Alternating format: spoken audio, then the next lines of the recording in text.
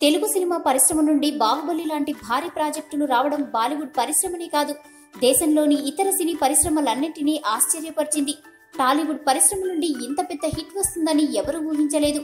ఇటీవల విడుదలైన మరో తెలుగు మూవీ అల్లు అర్జున్ హీరోగా తెరకెక్కించిన డీజే దువ్వాడ జగన్నాథం. ఈ మూవీ కూడా సల్మాన్ ఖాన్ లాంటి స్టార్ హీరో నటించిన ట్యూబ్లైట్ మూవీకి యూఎస్ఏలో బాక్సాఫీస్ వద్ద గట్టి పోటీనిస్తోంది. దీంతో పలువురు క్రిటిక్స్ బాలీవుడ్ పరిశ్రమకు ముందస్తు హెచ్చరికలు జారీ చేస్తున్నారు. నిన్న బాహుబలి 2, ఇప్పుడు దువ్వాడ జగన్నాథం. తెలుగు సినీ పరిశ్రమకు చెందిన చిత్రాలు భారీ నంబర్స్ నమోదు చేస్తున్నాయి.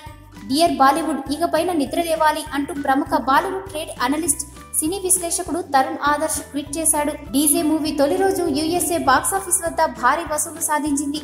ఫస్ట్ డే సాయంత్రం 5 గంటలలోపే 3.39 కోట్ల వసూళ్లను సాధించింది.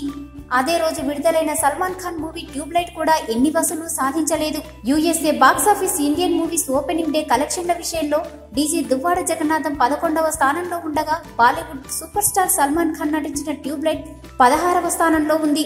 2017 సంవత్సరంలో విడుదలైన ఇండియన్ సినిమాల్లో ఇండియన్ బాక్సాఫీస్ వద్ద భారీ ఓపెనింగ్ సాధించిన చిత్రాల్లో బాహుబలి 2 టాప్ పొజిషన్లో ఉంది. ఈ చిత్రం తొలి రోజు 41 కోట్ల వసూళ్లను సాధించింది. ఈ వీడియో గనుక మీకు నచ్చినట్టయితే లైక్ చేయండి, షేర్ చేయండి, సబ్స్క్రైబ్ చేసుకోండి.